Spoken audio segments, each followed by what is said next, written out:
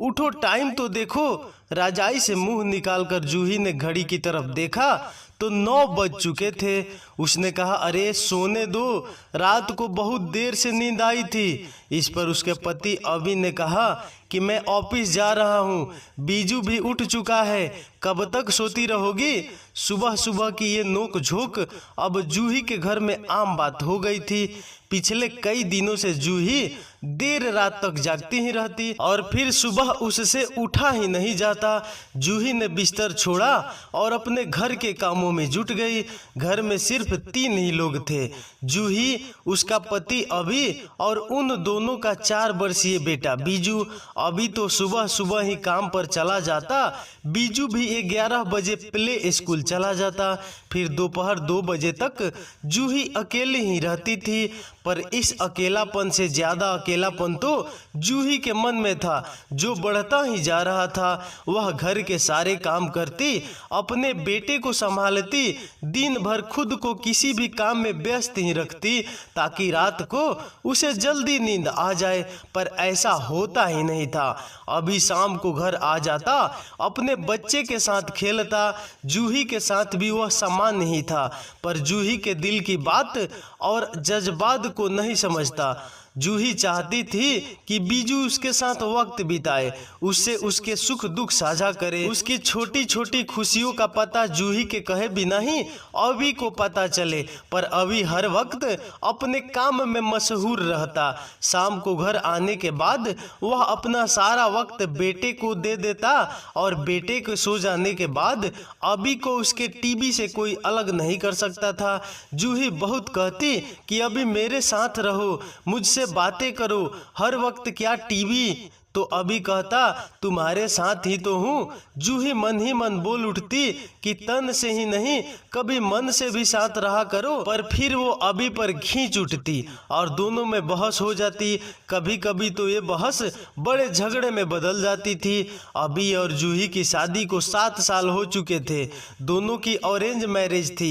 उन दोनों ने अपने माता पिता की मर्जी से एक दूसरे को पसंद किया था, पर सगाई के बाद दोनों का प्यार बहुत गहरा हो गया था। दोनों ही दिल्ली के रहने वाले थे, तो अक्सर मिलना जुलना हो जाता था। अभी को मुंबई में बहुत अच्छी नौकरी मिल गई थी, तो शादी के बाद वह जूही को लेकर मुंबई शिफ्ट हो गया था। सब कुछ सपने जैसा था जूही के लिए। फिर जूही भी जॉब करने लगी थी। दिन भर की भाग दौड़ के बाद भी जूही और अभी अपने लिए अच्छा सा वक्त निकाल ही लेते थे, जिसमें उन दोनों की ढेर सारी सुख दुख की प्यारी प्यारी बातें और भविष्य के सुनहरे सपने होते थे। शादी के 3 साल के बाद एक प्यारे से बेटे ने उन दोनों की जिंदगी में कदम रखे, जिसका नाम अभी ने ही रखा था बीजू, क्योंकि इसमें अभी और जूही दोनों ही के नाम का एक एक अक्षर आता था। बीजू के आने के बाद जूही ने जॉब छोड़ दी थी। अब वह घर पर ही रहती थी बीजू को संभालने के लिए। पर जैसे जैसे वक्त बीतता गया, जूही को घर काटने को दौड़ने लगा। फिर अभी पर भी जिम्मेदारियां बढ़ गई थी। फ्लैट की EMI, बीजू की परवरिश और दिल्ली में अपने माता पिता की देखरेख सब अभी पर ही था। इसलिए वह अपना ज्यादातर वक्त अपने काम को ही देता था। इस दौरान जूही को लगने लगा था कि अभी उससे दूर जा रहा है, या अब उन दोनों के बीच पहले जैसा प्यार नहीं रहा है। जूही को अब नकारात्मक घेरे हुए थी। वह कई बार तो अभी पर शक भी कर चुकी थी कि क्या उसकी जिंदगी में कोई और तो नहीं। इस बात को लेकर उनके बीच कई बार झगड़े भी हो जाते थे, पर अभी सिर्फ जूही से ही प्यार करता था। काफी वक्त हो गया था, अभी और जूही कहीं बाहर घूमने भी नहीं गए थे। यहाँ तक कि संडे को भी अभी जूही को टाल जाता था। कहता, मैं भी पूरा हफ्ता काम करके थक जाता हूँ, एक दिन तो मुझे भी आराम से रहने दो घर पर। इस पर जूही कहती कि मैं तुमसे तुम्हारा आराम नहीं छीन रही हूँ, बस थोड़ा सा वक्त मांग रही हूँ अपने लिए। पर अभी आराम के ही मूड में होता और फिर दोनों में बहस छिड़ ही जाती थी। अब जूही ने भी अभी को कुछ ही कहना छोड़ दिया था, पर बहुत उदास रहने लगी थी।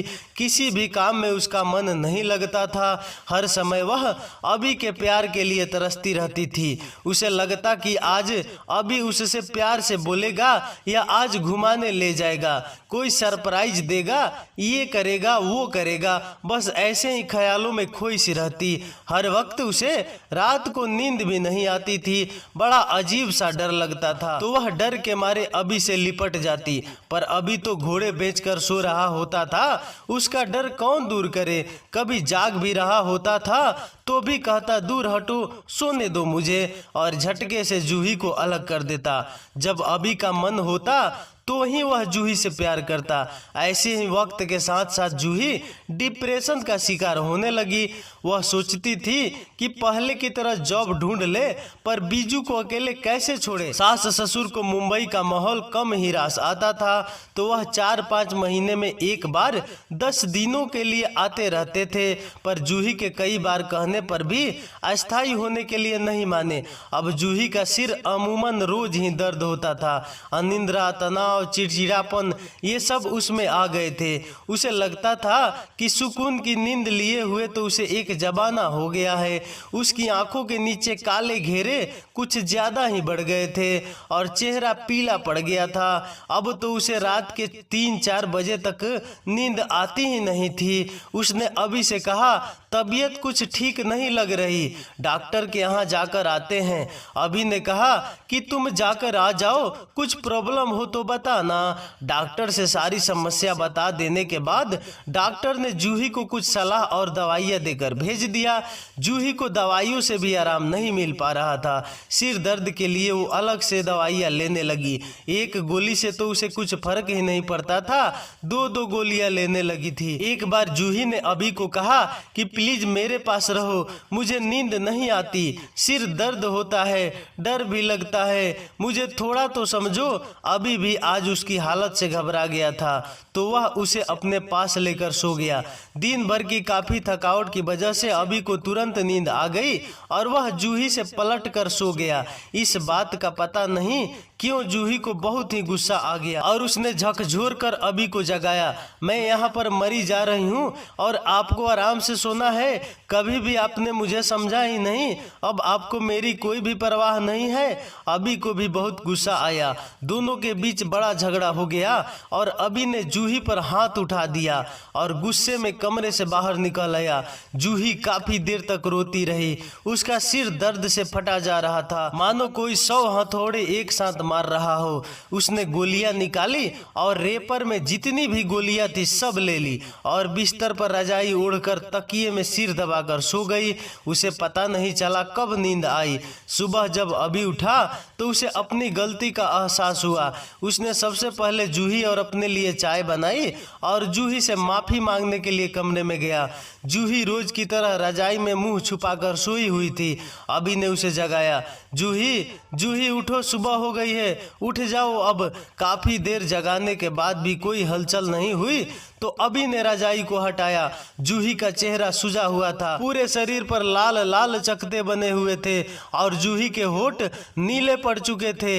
ये सब देखकर अभी को चक्कर सा आने लगा। उसने तुरंत एम्बुलेंस बुलवाई, अपने बेटे बीजू को पड़ोसिए को यहाँ छोड़ा और जूही को अस्पताल लेकर गया। अस्पताल में जांच के बाद डॉक्टर ने बताया कि जूही ने कोई दवाइयों का ओवरडोज ले लिया है, जिसकी वजह से रिएक्शन हो गया है। डॉक्टर ने अभी को पूछा, क्या आपको पता है आपकी पत्नी कौन सी दवाइयाँ लेती थी? अभी को पता ही नहीं था। उसने कभी जूही को पूछा नहीं था और जूही ने भी कभी बताया नहीं था। अभी ने घर जाकर अपने बेटे को संभाला। उसका जूही के बिना रो रो कर बुरा हाल था। फिर उसने जूही के दवाइयों के डिब्बे में देखा तो उसमें कई सारी दवाइयाँ थी। इसमें से जूही ने कौन सी ली होगी और क्यों ली होगी? क्या जूही आत्महत्या करना चाहती थी? अभी अपने आप को कोस रहा था कि उसने झगड़ा करके जूही पर हाथ नहीं उठाया होता तो वह ऐसा कदम नहीं उठाती। अभी को जूही के बिस्तर पर से एक खाली रेपर मिला। वह समझ गया कि जूही ने यही गोलियां खाई होगी। वह बेटे को लेकर अस्पताल पहुंच गया। उसने डॉक्टर को जूही की सारी दवाइयाँ और वह खाली रेपर भी दिखाया। डॉक्टर ने दवाएं देखकर बताया कि जूही को डिप्रेशन नामक मनोरोग है। इसके अलावा वह कई पेन किलर्स भी लेती थी और जो गोलियां उसने कल रात को ली थी वह सर दर्द को ठीक करने वाली हाई पावर की दवा थी। डॉक्टर ने कहा, हमने इलाज शुरू कर दिया है, जूही खतरे से बाहर है और रात तक उसे होश भी आ जाएगा। अभी समझ गया कि क्यों जूही में इतना बदलाव आ गया था। वह हर बात पर इतनी चिढ़ जाया करती थी। पिछले कुछ महीनों में जूही का सारा बर्ताव अभी की आंखों के सामने घूमने लगा। अभी ने सिर पकड़ लिया और सोचने लगा कि मैंने क्यों उस वक्त ध्यान नहीं दिया। ये सब मेरे ही कारण हुआ है। अगर मैंने अपना थोड़ा सा समय जूही के लिए निकाल दिया होता तो ये सब नहीं होता। अभी पूरा दिन जूही के पास बैठकर रोता रहा। उससे मन ही मन कई बार माफी मांगी और वादा भी किया कि अब वह ऐसा कभी नहीं होने देगा। रात तक जूही के होश आ गया। उसने देखा कि वह अस्पताल में है। अभी और बीजू दोनों उसके पास बैठे हुए हैं। बीजू खुशी से तालियां बजाने लगा और कहने लगा, पापा मम्मी जाग गई, अब हम घर जाएंगे। अभी भी जूही को देखकर फूट फूट कर रोने लगा। तुम्हें कुछ हो जाता तो हम दोनों का क्या होता? एक बार भी सोचा नहीं तुमने? मैं तो मर ही जाता तुम्हारे बिना। प्लीज ऐसा फिर कभी मत करना।